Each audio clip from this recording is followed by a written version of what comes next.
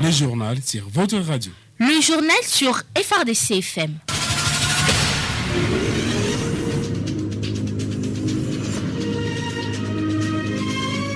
Merci mesdames et messieurs à suivre votre radio-journal de ce mercredi 3 novembre 2021 qui commence par les titres. Le chef de l'exécutif provincial est à Béni depuis cet avant-midi de ce 3 novembre 2021 après un séjour à Goma et dans le Petit Nord. Vous allez suivre dans ce radio-journal les reportages de Benjamin Sivanziri. Et puis nous irons à Bukavu où 6 assaillants ont été tués, 4 rebelles et 36 autres capturés par les forces armées de la République démocratique du Congo, selon un communiqué du gouverneur du Sud Kivu. La rentrée académique de l'année 2021-2022 est prévue pour le 5 janvier 2022 prochain en République démocratique du Congo. Les détails dans cette édition vespérale avec Diane Kenga. Mesdames et messieurs, tels sont les titres choisis parmi tant d'autres qui vous seront développés tout à l'heure.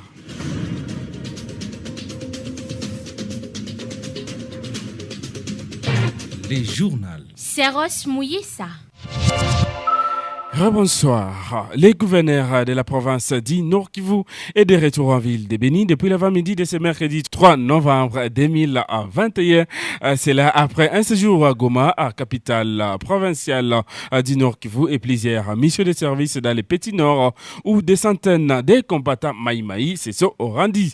Un reportage de Benjamin Sivanziri. À son atterrissage au tarmac de la MONUSCO de l'aéroport de Béni-Mavivi, le lieutenant-général Dimankoba Costa a été accueilli par différentes autorités militaires des forces armées de la République démocratique du Congo et de la police nationale congolaise. Interrogé par la presse sur l'objectif de son retour dans le grand nord de la province, le gouverneur a rassuré d'être revenu poursuivre les opérations militaires contre les terroristes ADF, MTM et autres groupes armés encore actifs dans la région. Sans ce suivi, les honneurs du détachement tanzanien de la force et la brigade d'intervention de la MONUSCO avalent le départ à son quartier général de Béni-Mampanko. Il convient de rappeler que l'état de siège est à sa 11e prorogation dans le Nord Kivu, au même titre que l'Ituri, afin de permettre aux forces de défense et de sécurité d'éradiquer complètement les sécurités conformément aux instructions de leur commandant suprême, Félix Antoine Tshisekedi Tshilombo.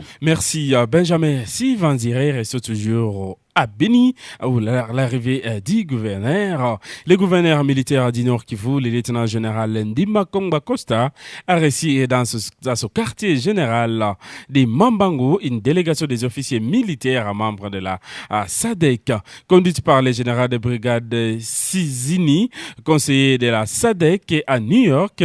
La délégation a échangé avec Constant Ndima sur plusieurs sujets, entre autres les renouvellements du mandat de la MONUSCO, les mois prochains et le niveau de collaboration entre les FARDC et la MONUSCO. Plus d'explications sur cette rencontre avec le général Ekenge Bomoussa Sylvé Efomi, porte-parole du gouverneur militaire. Le travail de la FIB et la collaboration qui existe entre la FIB et les FARDC ici dans le territoire de Béni en particulier, ce en prévision de la réunion, la grande réunion qui aura lieu au niveau des Nations Unies à New York sur le processus de désengagement de la MONUSCO. Donc ils sont venus évaluer le travail réalisé par la FIB, la brigade d'intervention de la MONUSCO, ainsi que la collaboration entre cette brigade et les forces armées de la République démocratique du Congo, surtout que cette brigade est composée en majorité par les armées des pays de la SADC. Le travail s'est fait en parfaite collaboration. Je sais que le gouverneur a dit à la délégation et demain, la même délégation sera reçue au secteur opérationnel pour être clarifiée sur ce type de collaboration. Nous nous excusons, mesdames et messieurs, pour la qualité du son. Rendons-nous à Bukavu, présentement où 6 assaillants tués, 4 blessés et 36 autres capturés, aux côtés des 14 armes de type AK-47 récupérées par les forces armées de la République démocratique du Congo. Tel est le bilan encore provisoire d'une attaque des groupes armés non encore identifiés la nuit du 2 au 3 novembre 2021 dans la ville de Bukavu, chef-lieu de la province du Sud Kivu. Au cours des échanges de tirs des militaires loyalistes, un policier ont également perdu la vie. Dans un communiqué publié la mi-journée, le gouverneur de la province du Sud Kivu a indiqué que la situation est déjà sous contrôle. Sous les contrôles des forces armées, des forces de l'ordre et des défenses. Théo Ngwabidje Kassi appelle ainsi ses administrés au calme et à vaquer librement leur occupation. Il annonce par ailleurs l'ouverture des enquêtes pour identifier les auteurs de cette attaque afin qu'ils répondent de leurs actes. De Bukavu, revenons dans la ville de Butembo où 19 policiers du commissariat urbain de Butembo ont été outillés sur la prévention et la protection des victimes et des violences sexuelles basées sur les genres le mardi 2 novembre 2021. La formation organisée par l'initiative de la MONUSCO à travers son département UNPOL s'est déroulée dans la salle des réunions de l'état-major de la police nationale congolaise ville de Butembo. La facilitatrice du jour de la section UNPOL a exhorté les participants à mettre en pratique toutes les matières apprises lors de l'atelier. Madame Aleza Eyana revient sur l'objectif de cet atelier des renforcements des capacités au micro de la presse police ville de Butembo. C'est les violences basées sur le genre, la prévention et la protection des victimes. C'était l'objectif de l'atelier. La prévention et la protection des victimes des violences basées sur le genre. Et vous savez, la plupart des victimes, c'est les femmes et les filles. Alors, on se dit que tous les policiers peuvent protéger les victimes, mais une femme peut mieux protéger les victimes. C'est pourquoi il y a beaucoup plus de femmes que les hommes aujourd'hui. Quand nous parlons de prévention et nous parlons de protection, nous attendons d'eux qu'ils prennent le relais pour sensibiliser la population, pour faire connaître à la population, aux victimes des violences sexuelles, leurs droits. Parce qu'il y en a beaucoup qui restent à la maison, qui sont victimes, mais qui ne portent pas plainte. La police fait la sensibilisation de différentes manières. Même dans le commissariat, le policier fait la sensibilisation en expliquant à tous ceux qui sont en face de lui comment ils doivent réagir face à telle ou telle situation. Alors ce que nous attendons, c'est que quand ils prennent le relais, ils sauront mieux protéger les victimes, ils sauront mieux faire la prévention aussi par les sensibilisations. La radio FRDC, votre référence dans le monde médiatique. Rendons-nous maintenant à Nitouri où parlons en sécurité. Préoccupés par la situation sécuritaire à Nitouri, des femmes leaders de la RDC et de l'Ituri reconnaissent le travail abattu par les militaires blessés pour les retours de la paix à Nitouri. Une enveloppe leur a été remise pour soulager tant soit peu leur souffrance. Junior Selemani depuis Bounia. Le militaire blessé interné au pavillon militaire de l'hôpital général de référence de Bounia, réconforté par les femmes leaders de la RDC et celles de l'Ituri. Pour ce faire, elles ont apporté une enveloppe à ces vaillants militaires qui ont consenti leur sacrifice pour défendre l'intérêt de la nation au sacrifice suprême de leur sang. De quoi réjouir ses bénéficiaires. Na kombo ya bakonzi na biso chef de l'État Félix Antoine Tshisekedi Tshilombo na délégation oyo bakanisi biso lelo koya ko remettre biso enveloppe tozana sengo mingi tozali kolanda traitement malamu nde yango moni nzoto pe ezali kozonga kolongono tozalaki bawoyi déjà mais tellement bakonzi na biso balingi biso mingi balingi pe kotika biso te ndo moni biso lelo totelemi nde topesi bango merci. Merci Ming, la délégation. Madame Thérèse Olenga, chef de la délégation, inscrit cette visite sous le signe de la paix, de compassion et de solidarité aux populations de l'Ituri. Nous sommes des femmes leaders venues de Kinshasa, la mission de Aouline, pour réconforter nos sœurs, nos parents, les communautés qui vivent les affres du conflit dans cette province de l'Ituri. Nous ne pouvions pas rentrer sans venir rendre visite des réconforts à nos blessés de guerre. Donc nous sommes venus leur dire merci pour ce qu'ils font pour la RDC. Mais en même temps, à travers vous, qu'on voit ces images qui font mal et qu'on comprenne vraiment qu'il nous faut la paix. Signalons que ces femmes leaders de la RDC ont effectué ce mardi une visite à la population de Nyakoundé et du Marabou en territoire d'Irumu. Ces deux entités, jadis théâtre des opérations, aujourd'hui pacifiées où la population vaque librement dans leurs occupations, résultat de l'état de siège. Merci Junior Selemani depuis Bunia.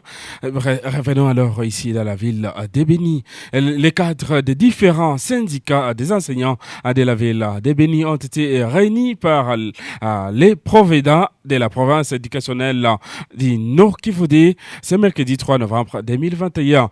Cette rencontre est pour porter sur la possibilité d'alléger la grève des enseignants, étant donné que les représentants de ces structures sont à Kinshasa pour les pourparlers. Christophe Kanyamboué, secrétaire permanent de Sieko Béni, l'un des participants à ces assises, a promis de rendre compte des décisions prises à ses collègues enseignants lors de la réunion qu'ils tiendront le dimanche prochain avant une reprise probable le lundi 7 novembre 2021.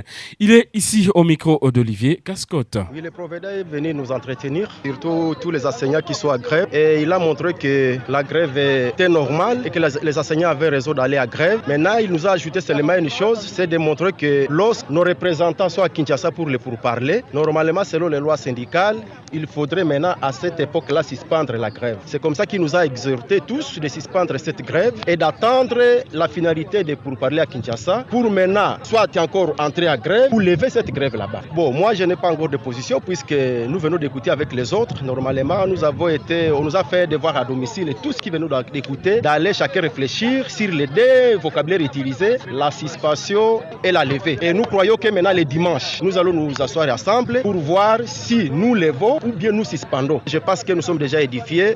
Il faudrait que les enseignants justement réfléchissent pour voir comment suspendre cette grève, surtout que nos amis soient à Kinshasa pour les pourparler. Bon, nous supposons qu'il n'y a pas cours puisque tout le monde n'est pas venu à la rencontre d'ici. Les autres sont en voyage, mais les dimanches, c'est l'occasion, nous allons nous mettre ensemble et que nous puissions maintenant nous décider de la rentrée, soit le lundi ou rester à la maison. Nous allons décider les dimanches.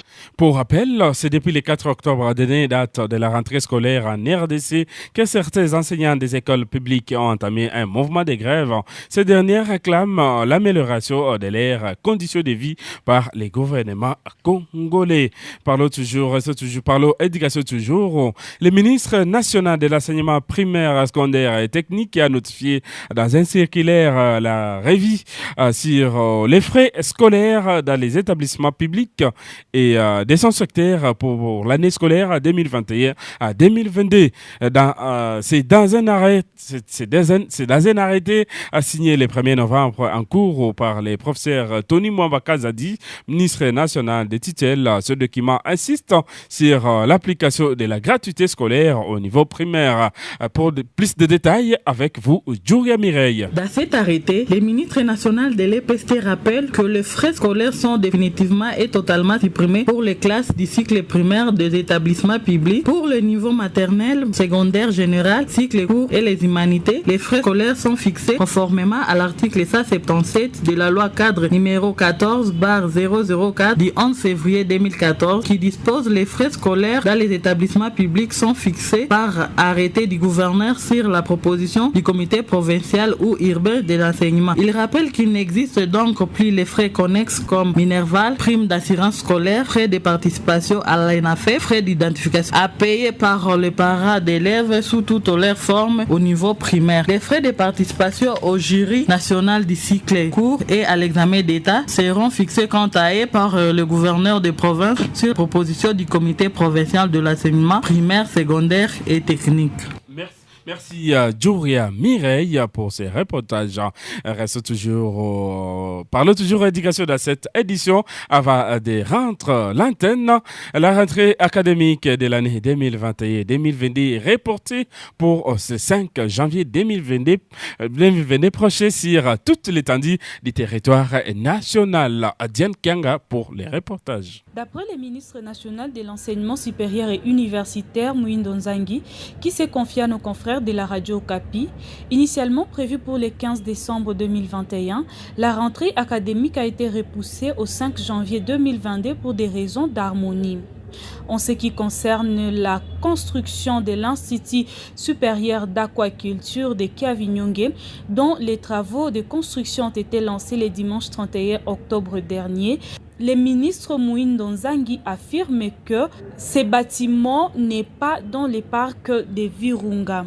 L'année académique est prévue, son lancement est prévu à début décembre, mais les professionnels de l'enseignement au lieu d'ouvrir le 15 décembre, ils m'ont demandé de pouvoir le mettre au 5 janvier pour que les choses démarrent dans la normalité, puisque ouvrir l'année académique le 15 décembre et 10 jours après interrompre pour les vacances, ça n'augure pas une certaine responsabilité dans le cadre de la prise en compte. Kavinyonge, c'est la première pêcherie professionnelle de l'Afrique centrale et de l'Afrique de l'Est, et je crois que c'est un endroit propice pour le développement de l'aquaculture. C'est pour cela que, en dehors de tous les instituts et écoles primaires qui se situent dans l'enclave de Kavinyonge, nous avons bien voulu aussi y implanter un institut supérieur pour former les gens de toute la région. En parlant de la faculté de médecine, seront admis en faculté de médecine tout diplômé ayant fait l'option scientifique aux humanités, quel que soit le pourcentage du diplôme d'État. Ceux ayant fait d'autres options, il faut avoir obtenu son diplôme d'État avec au plus 70%. Notons ici que toutes ces catégories seront soumises au test d'admission avant d'être retenues en faculté de médecine. Merci beaucoup Diane Kianga, c'est par cette page que nous, en tout cas, bouclons cette édition du journal Vespéral de ce mercredi 3 novembre 2021. Mais tout d'abord, l'essentiel. Les chefs de l'exécutif provincial est à Béni et depuis cet avant-midi de ce 3 novembre 2021, après un séjour à Goma et dans les Petits Nord, vous avez suivi les reportages de Benjamin Sivanzire dans cette édition du journal. Et puis nous étions à Bukavu où vous devez les retenir. 6 Ansaya ont été tués et 4 rebelles blessés et 36 autres capturés par les forces armées de la République démocratique du Congo selon un communiqué du gouverneur du Sud Kivu, Théo Ngwabidje. Et puis vous avez suivi les reportages de Diane Kianga sur la rentrée académique de l'année 2021-2022 comme est prévu pour le 5 janvier 2022 projet sur toute l'étendue de la République démocratique du Congo. Mesdames et messieurs, merci de nous avoir prêté oreille. C'est par là qu'ils prennent fait cette édition du journal. J'étais Seros Mouissa à sa présentation sous la coordination du capitaine Anthony Mwalushayi. Nous étions soutenus de l'autre côté de la belle vitrée à la technique par Nelson Kawede. Mesdames et messieurs, vous et moi, portez-vous bien.